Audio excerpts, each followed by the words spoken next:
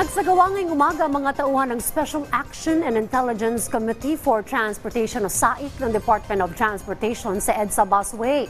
May mga nahuli kaya mga pasaway, mga tauhan ng SAIC.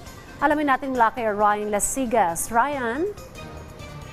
Nako Dayan, as always, meron talaga hindi nasi-zero yung mga tauhan ng SAIC.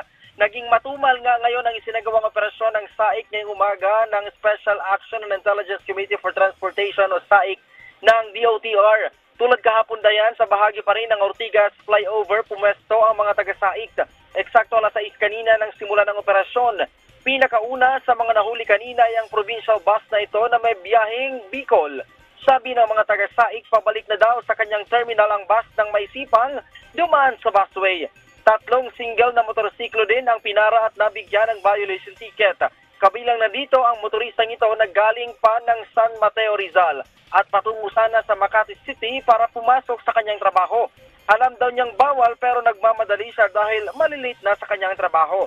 Ang ambulansya namang ito pabalik na ng Dasmariñas matapos maghatid ng pasyente sa Campo Crame Hospital. Hindi daw niya alam na bawal palang dumaan sa EDSA Busway kung wala nang dala na pasyente.